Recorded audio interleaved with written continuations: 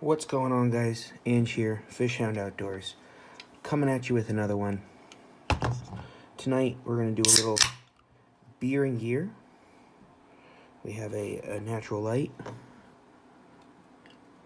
and we're going to be doing egg patterns.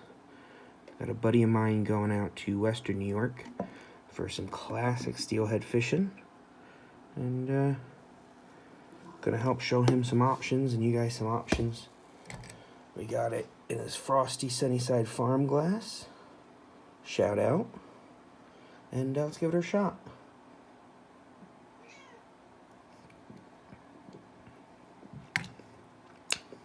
Well, that is an affront to beer. If you like that, you probably sit to pee. Alrighty, let's get started. We'll do this in one take. We're tying all our egg patterns tonight on a size 14 barbless scud style, egg style hook. If you were steelhead fishing, probably go a little bit bigger than this, but gotta match the quarry, gotta match the forage. Most trout eggs around here are about this size, so we're not too far off.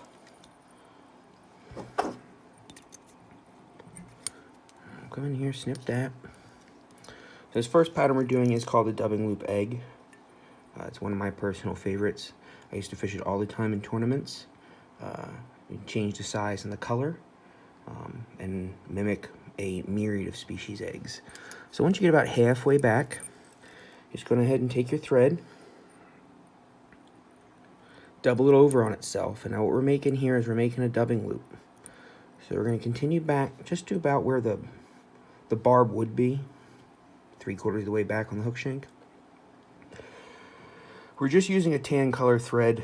We're going to tie a yellow egg, or a pale colored egg actually, kind of fleshy.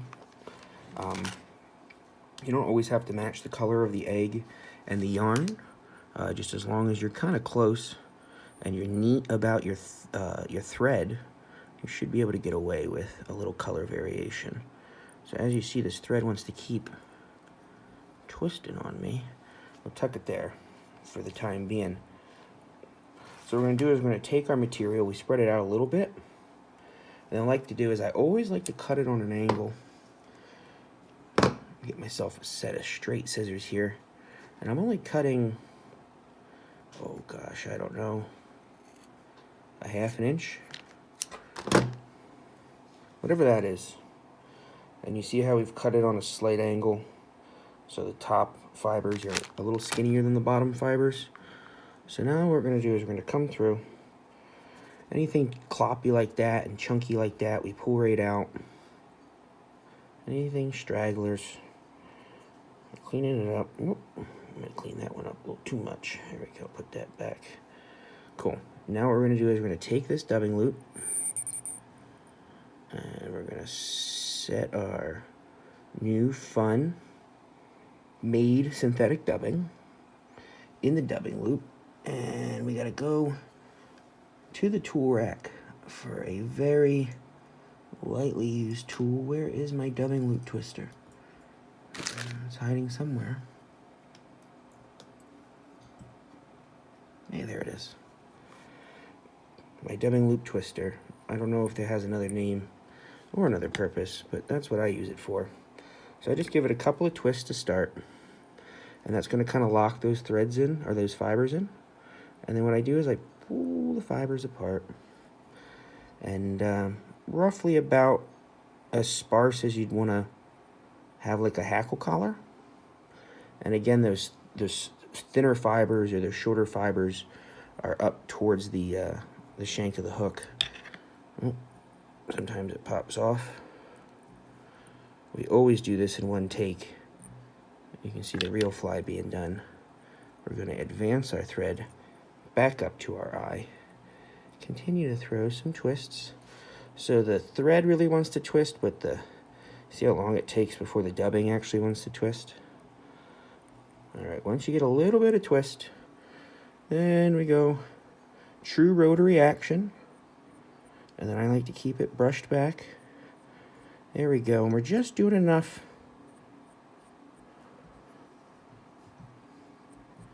to make an egg shape.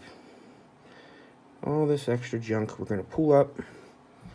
We're going to take this girl, we're going to tie her off like we would any other material. Probably 3 wraps. Come in here and trim it. Now on these dubbing loop eggs, this is what I like to do. Make a small head, just a couple of wraps, whip finish. But I assure you, you are not done. Whip finish twice, especially for steelhead fishing. Break it off, and then we come in here with our handy dubbing brush, and we brush that old girl back. And now that's also pulling out any stragglers. It's kind of evening up fibers, moving around. And then we brush it back. Making a beautiful, let's see if I can show that on a dark background. Once that gets wet, that's going to show a beautiful veiled egg look. That's a dubbing loop egg. That's the first one we'll do. And the second two, we're going to try to come in quick, make this not too long of a video, as they're both fairly simple to tie. Again, size 14, egg style hook. Come into our true rotary vise. For sake of time, we're going to use the same thread. And this one's easy. If you blink, you will miss it. I'm just building a nice, little, easy peasy underbody. Okay, with some thread. That's all. Boom. Come in here with the whip finish. Whip finish once. Whip finish twice.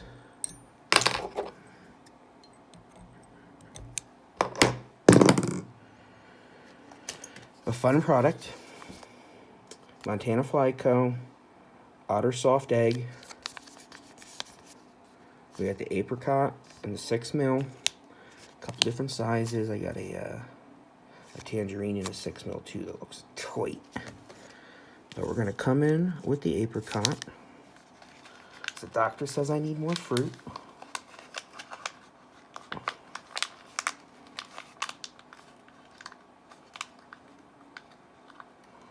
Pinch off one of these guys. Then what I do is I take my bobkin, I run a hole, and then you transfer it onto the hook shank, just like that. And then what I do is I go back, expose that nice thread underbody. Ooh, sheet deck. We'll just take a little touch of that with the bobkin. Touch it on that thread. If you put it on bare hook, this egg would still slide. And then you just advance that back up to where you want it. Make sure the eye ain't blocked. And that, my friends, is an otter soft egg. Great for anything. And then in the sake of a nice 3 video, the third egg we're going to do for you is not too far off of the otter soft egg. Again, same hook. Come in with a size 14 barbless egg style hook. This requires no thread. These you can crank out quite easily. The thing I would recommend if you're tying them in quantity is to get yourself a glass or a cup of cold water. And then you're going to drop these eggs, once you create them, into the cold water, kind of holding their shape. But we have a hot glue gun, a mini hot glue gun. This is a great product. It's a 5/16 mini glue stick. They come in a couple different colors. You can tell by the price here that this is a very old pack, made by Hairline. But you can just go over to Hobby Lobby. They also sell a bunch of different colors. Also, they have like translucent, sparkly ones. Great options. And then this is pretty self-explanatory. I mean, you're making a bump at the top of the hook. You're going to be really careful because it comes out slow. we go. Set it down, take our bodkin, leave our hook upside down, and we can shape it a little bit, not too much. She's starting to get a little tacky. Oh, come on. Oh gosh, we're messing this up. There we go.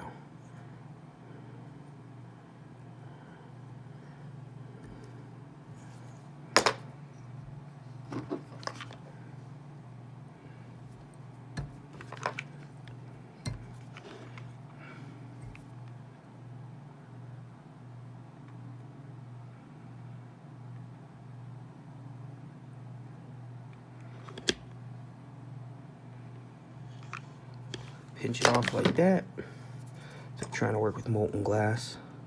Clean that hook point off. And then if you just keep spinning her, she will typically get quite circular for you. And that you could call an otter soft egg if you wanted to, or you could call it a glue egg. I've heard it called a lot of different things. It is still a little tacky to the touch, but if you drop that in cold water, that would solidify right away. And that's the third one of the three. One more sip of this not so good beer in a great glass.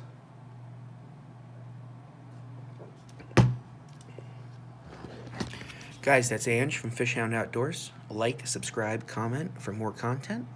We'll see you again next time.